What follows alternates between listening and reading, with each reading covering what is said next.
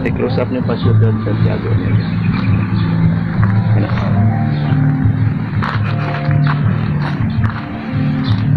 Sige ako diari na lang po. Guys, hello guys. Nandito tayo ngayon sa Paseo de Santiago. So itur ko kayo guys sa isa ka tourist spot din sa Iligan City. Okay, come.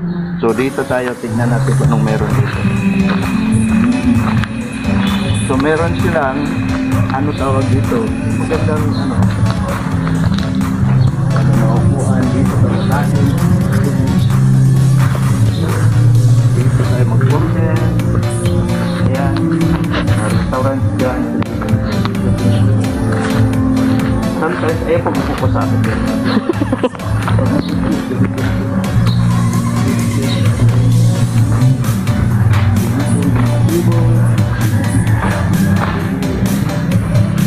Actually, masuk ya sa mga tao doon.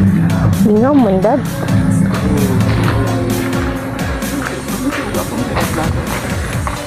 Ang uso dari kay sa gabi eh. Yung mga light na doon. Dito yung restaurant. Diyan kayo mag-order dyan. Oh, restroom matlas. Ito ba? Ito yung ano ipan.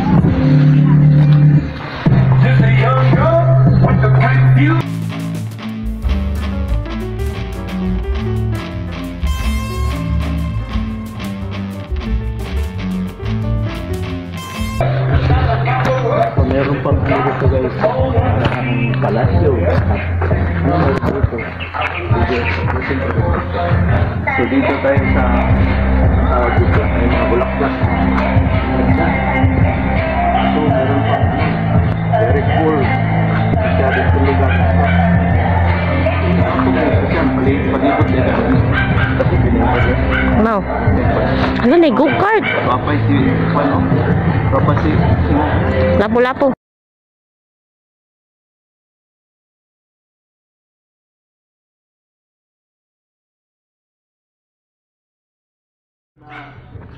flower bamboo. So at po nito ng mga kahuyan. Dito mga venue pang kasal dahil puti yan. So yan. Pang kasal dito puti dito. Na siguro kasal di ari. Ala Dad, namin kasal, magkasal di ari. Oh, namin ga-prepare. So dito ang venue.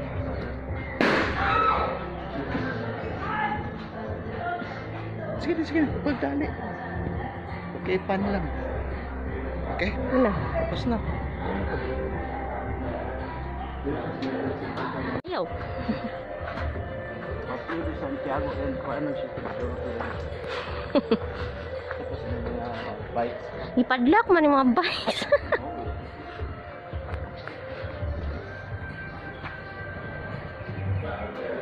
Dapat ari paseo siya. Sige. Ipan na natin.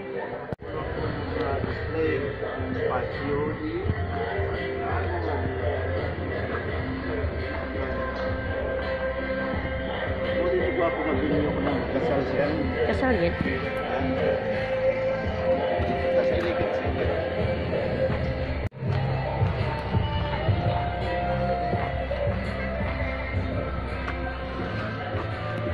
Ay. Lapa. Ayan guys, Iligan City. Isa sa mga venue ng magandang puntahan sa Iligan City guys. Okay. Dito ang dagat at dyan yung Iligan City yan. Maganda rito guys sa gabi kasi nakikita ito yung mga ilaw-ilaw pa rito.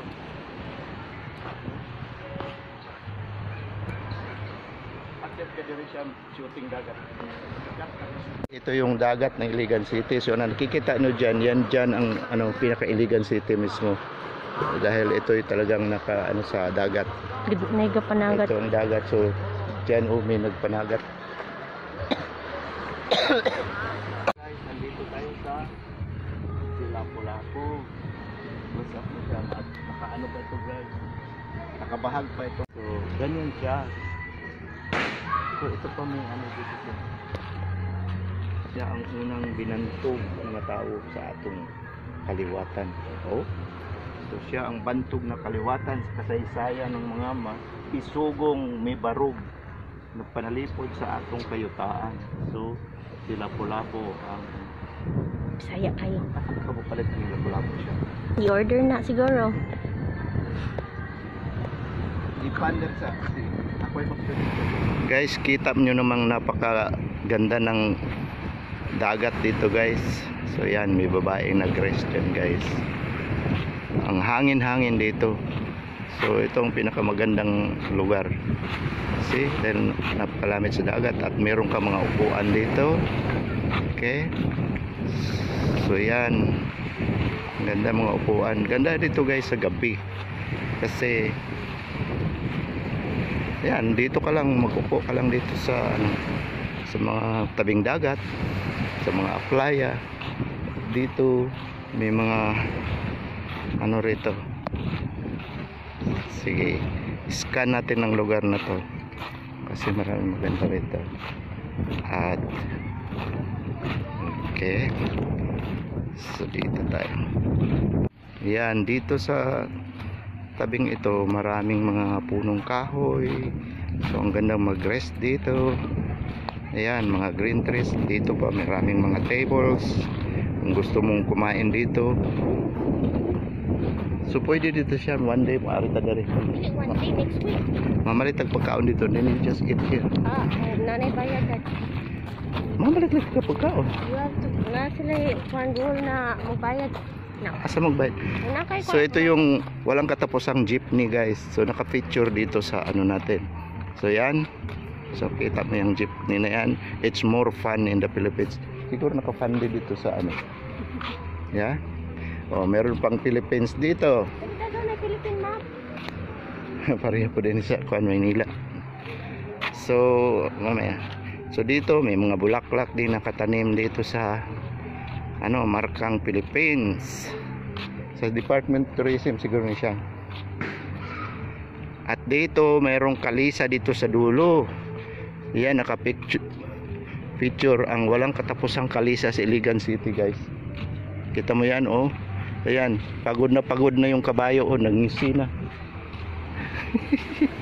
Notice, do not try this kabayo. Okay, ganyan yan guys. Walang katapusang ano, kalisa sa Iligan City. Isa ito sa mga special pictures ng Pilipinas.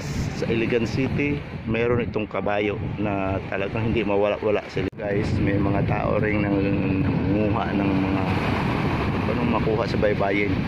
Okay, siguro may mga shells dyan.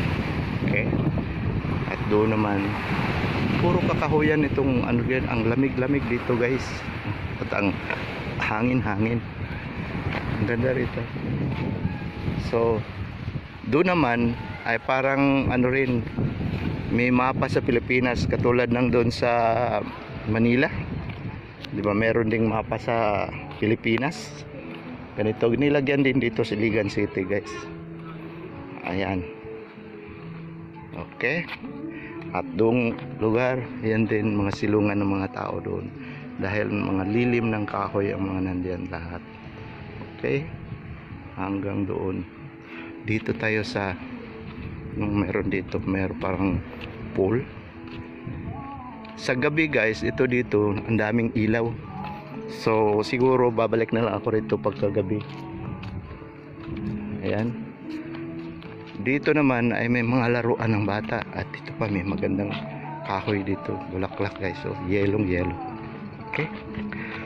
So pag dito kayo guys, talagang mag-enjoy kayo rito. At Iligan City lang ito guys. Ito rito, yung mga puno ng kahoy na yan ay mayroong mga ilaw dyan sa gabi. Ito yung mga children's playground dito. At dito naman, oh, kaganda-ganda rito siya. Maupo ka nga dyan siya. Hindi, ako na listingan mo. Upo muna tayo rito kasi napakalamig. May kahoy dito, sa gabi may ilaw. Ano pang hanapin nyo dito guys? So punta na kayo dito sa Iligan City. Meron tayong ganito. Ang lawak ditong lugar guys. Ipan mo siya. Tignan mo. Pakita namin sa inyo yung buong spans ng lugar. Yan, mga lilim ng kahoy, mga upuan. Sa tuwing gabi guys, napupuno ito. So, gusto mo lang mag-relax, punta ka dito sa Paseo de Iligan. Paseo de Santiago. Kasi ang lugar na ito guys, Barangay Santiago, ito ng Iligan City. So dito ka sa Barangay Paseo de Iligan City. At kunin mo na naman yung Philippines doon guys. So dyan, yan yung nakaharap sa dagat. Nagkarinyosa oh. Nay magsayaw karinyosa ah.